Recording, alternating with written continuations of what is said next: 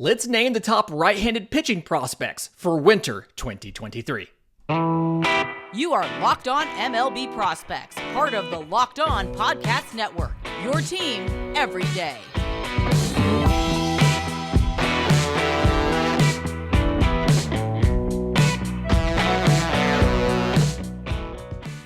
Yes, welcome on in to Locked On MLB Prospects, your home for all things minor league baseball. I'm your host, Lindsay Crosby, award-winning baseball writer and podcaster, and thank you for making this your first listen every single day. We're proudly part of the Locked On Podcast Network, where it's your team every day. And today's episode is made possible by our friends at FanDuel. Make every moment more. Visit FanDuel.com/lockedon to get started today. So as we've been doing since the season wrapped up, we've gone through all of the positions just about and talked about the top prospects at every single position. We got shortstops in yesterday, and today, right-handed pitching. And this is a little bit tough for a couple reasons. One, this is by far the most common demographic in baseball, right? There are tons of pitchers, like usually half of a farm system right is pitching, and most of those are righties. But what also makes it tough is so many pitchers are either coming off of Tommy John, out with Tommy John, or they're probably destined to have Tommy John sometime soon. Let's be honest with how this works nowadays. And it's a little bit of a change in the rankings from where we did this last, and we had Andrew Painter as the number one right-handed pitching prospect in baseball. And right now, and from what I can see, a consensus opinion, the number one pitching prospect in baseball is Paul Skenes, the number one overall pick in the 2023 draft, now with the Pittsburgh Pirates. So, reminder, physical specimen, 6'6", 235, big guy. Got a chance to watch him a couple times last season in his college season at LSU, but reminder of what he did in both the college baseball and then the minors. In college, he made 19 starts. They went all the way through and won the College World Series. He was 12-2 with a 1.69 ERA in 122 and 2/3 innings. Paul Skenes struck out 209 batters, so 15.3 strikeouts per nine, to 20 walks, 1.5 walk per 9 innings, and 7 home runs allowed, so 0.5. We talked about this a lot around time of the draft. Paul Skenes is probably the most impressive college pitcher to come out of NCAA since Steven Strasburg, right? Just absolutely dominant. 45% of all batters he faced, he struck out in 2023. It's absurd. The fastball, something where the shape isn't necessarily amazing, but he can throw it 100 miles an hour. He can hold that velocity pretty deep into a game, or he did in college at least. We saw him 100 pitches deep. He's still pumping 101. Very flat approach angle, very good movement up in the zone. So works really well against just about any type of hitter.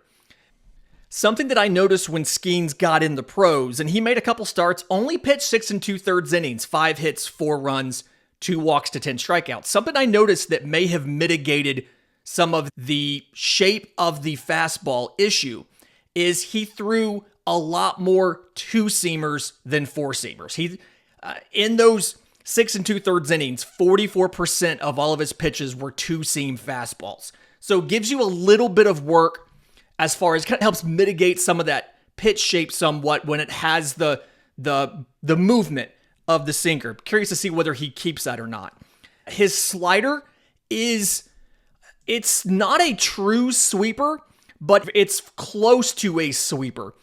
It started off as a shorter, kind of harder breaking slider, and he added a little more sweep with it at LSU. It's not a true sweeper. Doesn't have the velocity of a true sweeper. It comes in low 90s or so, but it's still a very good, very effective pitch, and he can control it very well. The changeup, to me, is one of the big differentiators for Paul Skenes as he gets into professional baseball. He didn't throw it a lot last year. It sits in the upper 80s. It's got that 10-mile-an-hour difference. It has good fade to it, so it moves to the arm side. It also drops a bit. Good fade, good drop. But it's not as consistent. Now, it's still really, really good pitch, but it's not as consistent. When he got into professional baseball, again, not very many starts. One of them was in the rain, and so I think he only threw one changeup in that outing. But despite that, he still hit 17% changeup usage in his brief major league sample, where, again, in the minors, it was less than 10%. When he got to professional baseball, Skenes' changes he made was throwing the changeup more, throwing a two-seamer way more often than a four-seamer. And then the big thing here, and I think what is going to ultimately end up deciding the promotion timeline and the debut for Paul Skenes, is how well he can convert from pitching 1 day a week to pitching every 5 days. We've talked about that on this show quite a bit. There's not a lot of data on what traits do and don't translate and how pitchers struggle when they move from once a week to every 5 days. It's hard to give a promotion timeline right now, other than it feels like he's going to debut sometime in 2024, but we have to see how well he does pitching every 5 days. That'll be the big thing we have to figure out. Very curious to see what he does. Now, Paul Skenes threw a ton of innings last year. So in 2022, he had 89 and a third. Remember, he was at Air Force, and then he went to summer ball. This year at LSU, and then going into professional baseball, he threw almost 130 innings. So it feels, if the offseason goes well, he should be able to give you meaningful innings in 2024. The big question again is, will they be at the professional, like at the major league level, or in the minors? And it all comes back to how well he adjusts to throwing every 5 days. The number 2 prospect, and I'm not going to spend nearly as much time on him because we talked about him just the other day, and we've talked about him quite a bit on this show, but Cade Horton of the Chicago Cubs. Another guy who did really well at the College World Series, in this case 2 years ago for Oklahoma. First round pick by the Cubs in 22. Between single A, high A, and double A last year. Started 21 games, went 4-4 with a 2.63 ERA and 88 and a third innings. 117 strikeouts for Cade Horton, so 11.9 per 9 innings, to 27 walks, 2.8 per 9, and 7 home runs. Fastball, slider, curveball kind of combination here, and then there's a changeup that he's working on. So the fastball sits in the mid-90s. He can run it up to 99 if he wants, does really well up in the zone. Sliders in the mid-80s, good amount of horizontal movement, not a true sweeper, right? It's only moving about 10 inches or so, whereas on a lot of the sweepers, you're seeing 14, 16, things like that. So not a true sweeper, more of the shorter break, but still a very good slider. The depth is really good. It gets in on you before it does all that movement. Curveball is a vertical breaking curveball. Not an amazing pitch, but it's good enough. The big differentiator to me is going to be the changeup. He worked on it during the year last year, and as I understand, swapped it to be more of like a split finger changeup. And the goal with the changeup is you don't want it to spin. You want the RPMs to come down. We talked on this show about Hurston Waldrop and how unique, because he has both a high spin breaking pitch and a low spin splitter. We talked about that. So depending on what Cade Horton does and how good that changeup gets is going to decide the ultimate timeline for him to debut and how good he can be. Can he be a number 1 pitcher or a number 2 pitcher? He throws tons of strikes. His strikeout rate last year was like 66% or so. The question's going to be, how good is that 4th pitch? Because that can be the differentiator between a number 3 and a number 2, and a guy that could eventually graduate into a number 1. My bold prediction as we sit here at the end of December is Cade Horton, just like Spencer Strider 2 years ago, Cade Horton's going to be another reason that we discuss you need to have a Rookie Pitcher of the Year award, because he'll be in the Rookie of the Year voting, but he probably won't win.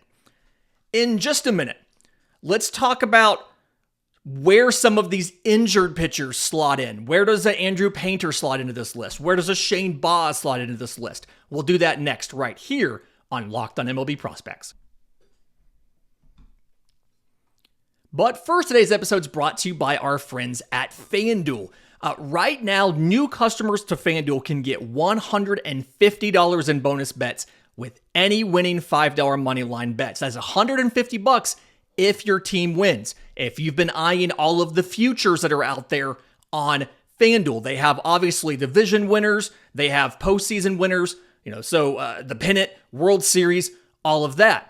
They also have some of the individual awards up now. You can put on action on Cy Young. You can put action on MVP. You can put action on individual players to do certain things. How many home runs will Ohtani hit? How many strikeouts will Yamamoto get? How many strikeouts will Spencer Strider get? You can't yet bet on Rookie of the Year. Those odds are not out yet. They're typically out sometime in the spring. But in the meantime, go download the app. It's a great, incredibly easy to use, tons of betting options, spreads, player props, over-unders, all that. And find an NFL team that you think might actually have a chance to win. Go make a $5 moneyline bet.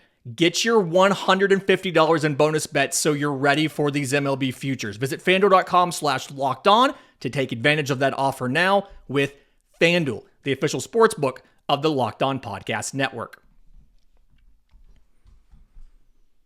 Okay, so looking at some of the injured pitchers, Andrew Painter was the big one for me. Is where does Andrew Painter slot into this list? We had him as the number one right-handed pitching prospect the last time we did this show a year ago, and it's very difficult to say this guy is hurt and we're going to drop him from the list. I'm not dropping Andrew Painter from the list.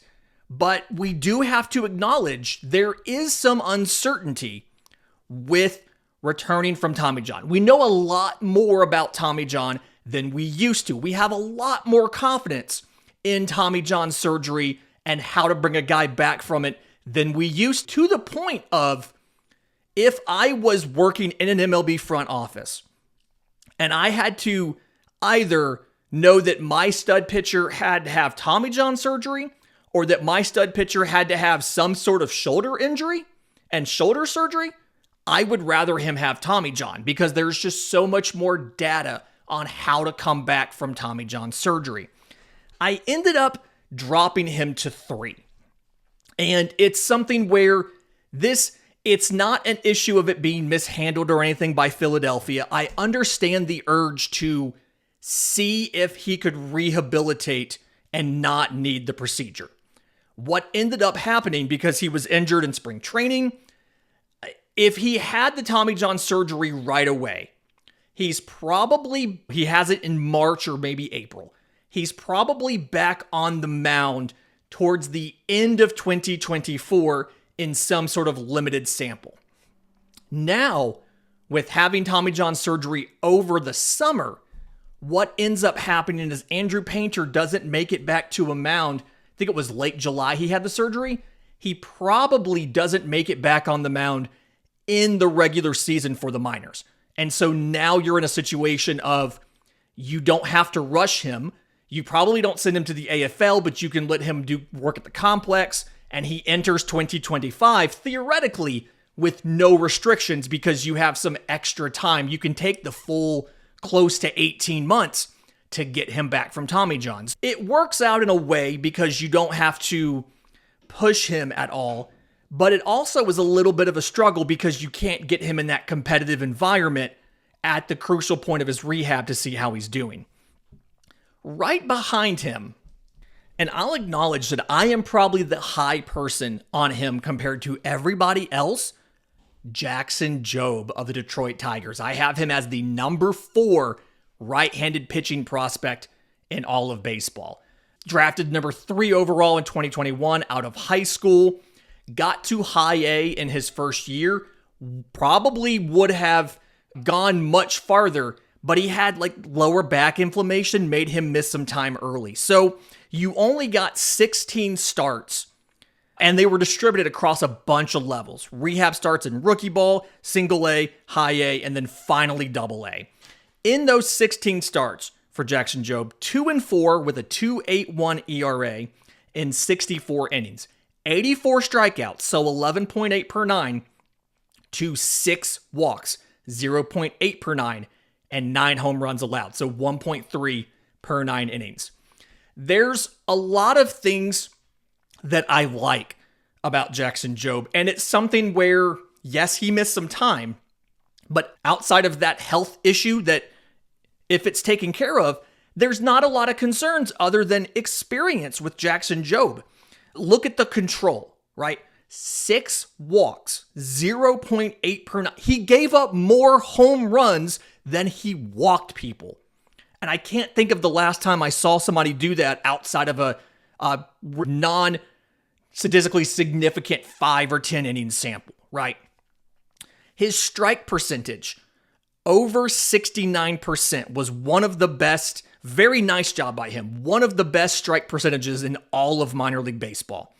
He threw 258 pitches in single A. And I was talking at the winter meetings with Eno Saris of The Athletic about this. He threw 258 pitches. We have StatCast data on that. Eno has the Stuff Plus model. He shared his Google Doc with me.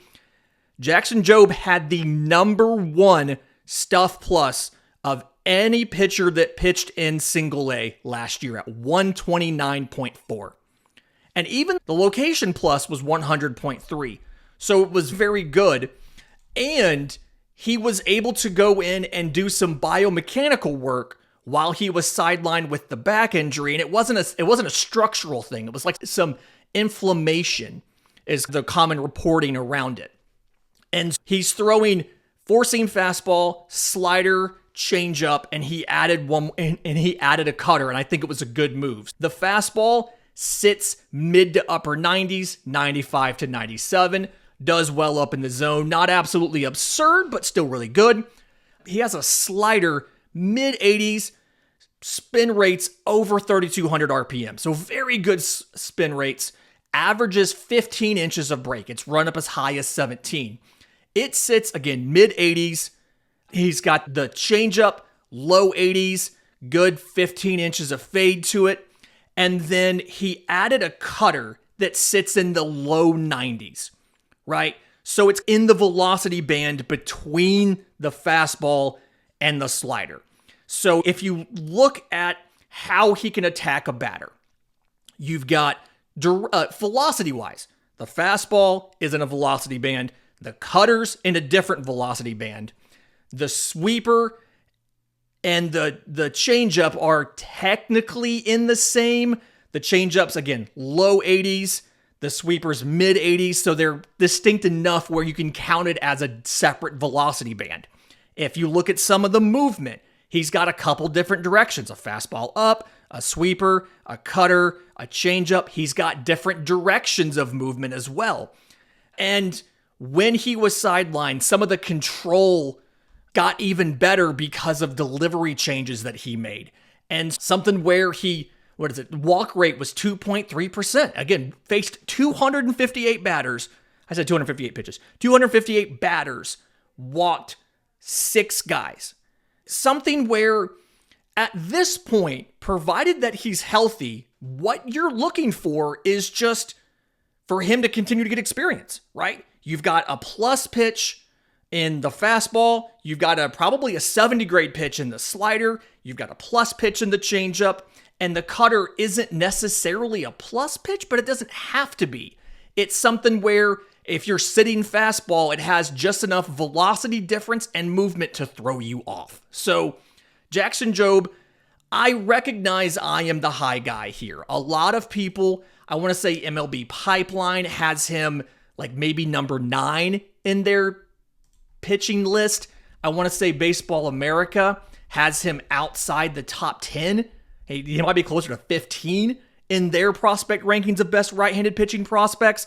I've got him a little bit higher because I'm a believer in the versatility and the control that he has over everything. Again, so many tools, so many weapons, So many different velocity bands, movements. He's got just about everything you need. If he had a curveball that broke a 12-6 curveball, he'd have every single option to attack you. You put that thing in the upper 70s, and he can go any direction, any velocity band. It would be unstoppable. But even now, I'm just a big believer in Jackson Jobe and what he can do.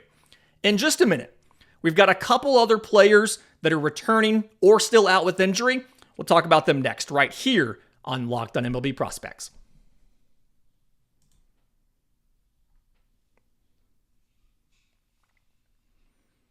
Final segment of Locked On MLB Prospects on the Friday show here, giving you the top right-handed pitching prospects in minor league baseball. Quick reminder that Locked On has launched the first ever national sports 24/7 streaming channel on YouTube. Locked On Sports Today is here for you 24/7, covering the top sports stories of the day with both the local experts of Locked On, plus our national shows like this one, covering every single league. So go to Locked On Sports Today on YouTube, subscribe to the first ever national sports 24/7 streaming channel. We have both Roku and Fire TV apps coming soon.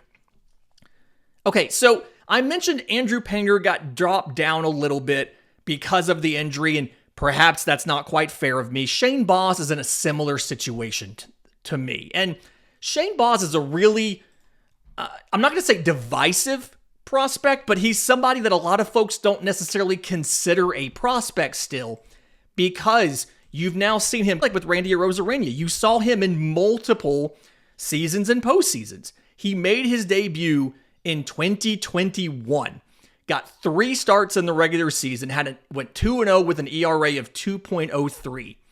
He pitched, and since then, you've been able to see him pitch in postseasons.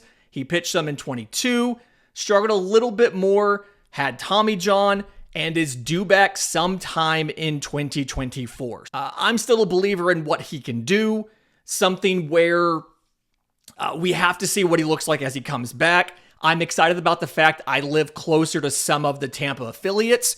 I don't know if they'll just have him exclusively at AAA rehabbing, if he'll go to AA Montgomery, again, up the road from me, or if he'll just be at the complex until he's ready to go pitch in the major leagues. But I'm hopeful he gets to go out to some of the affiliates so I can see Shane Baz in person. Right behind him, a guy that recovered from Tommy John, came back last year, and looked pretty good, Dylan Lesko of the San Diego Padres. It was age 19 season. He was a first rounder in 2022 out of high school. They knew when they got him, he had to have Tommy John surgery. So last year, comes back, pitches in rookie ball, pitches in single A, pitches in high A. Gets a grand total of 12 starts. They're not very long outings. He pitches 33 total innings in those 12 starts. And a lot of the conventional stats for Dylan Lesko are not great. 1-5 record. Wins don't matter in the minor leagues, but just noticed it wasn't great. 1-5 record, 5.45 ERA. Again, 33 innings pitched. Struck out 52, so that's 14.2 per 9. Walked 22, so that's 6 walks per 9 innings. Gave up 3 home runs, so 0.8 home runs per 9 innings for Dylan Lesko. Would have been a top 5 pick if not for the Tommy John.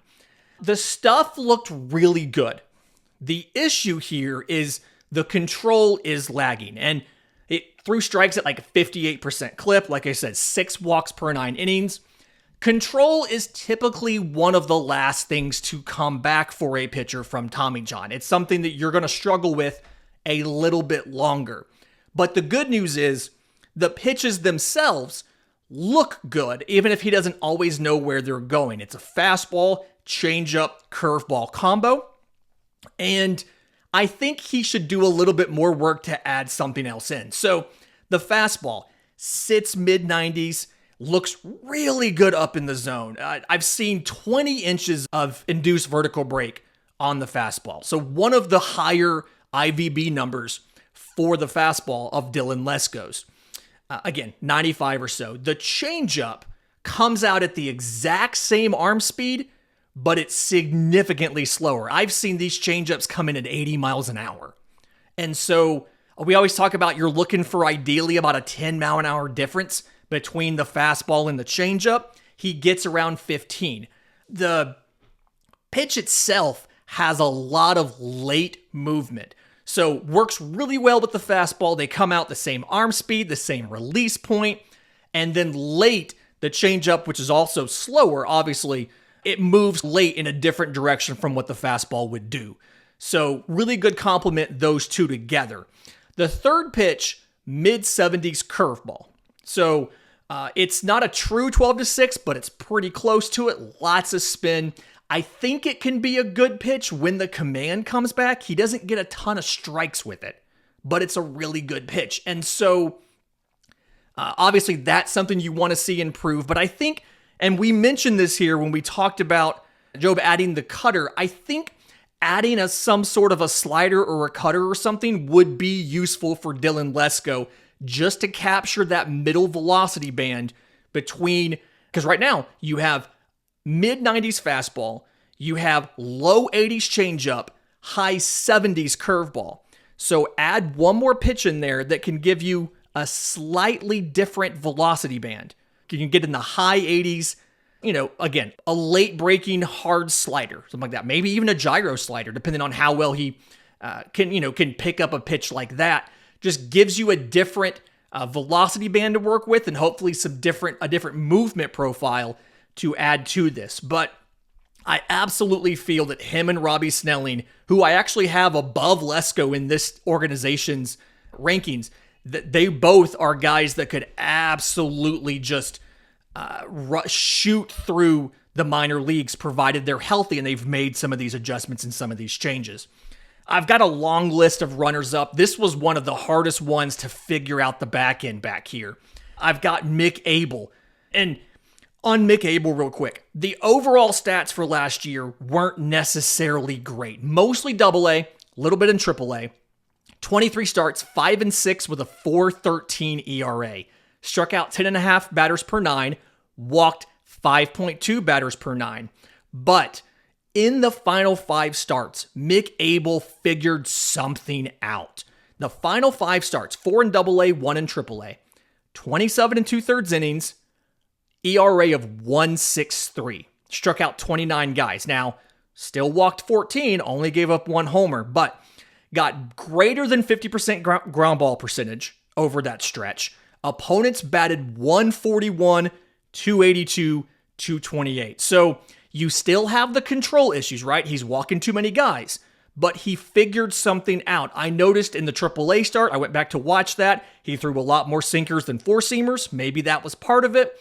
Obviously, that's a ground ball pitch, but he figured something out at the end of the season, and I'm confident in the Phillies pitching development that they're going to be able to get more of that out of Mick Abel. I think he's this close to really popping, and I think you may see him up. If everything clicks, you may see him up mid-season in Philly, giving them some back-of-the-rotation work.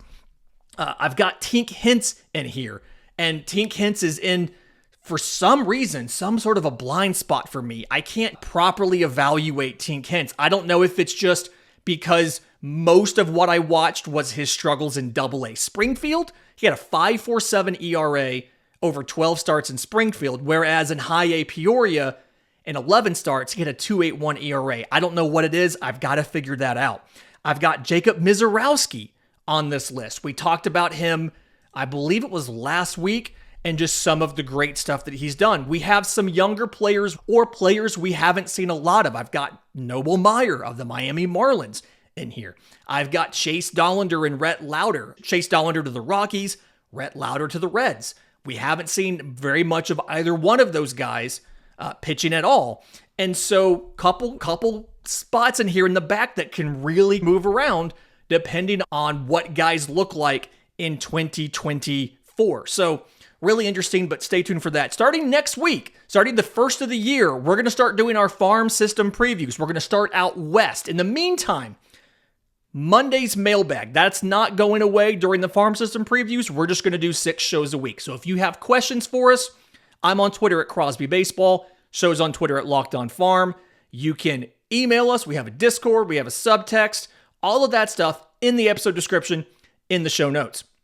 Until tomorrow's show, remember, it's always a great time to pay a minor leaguer.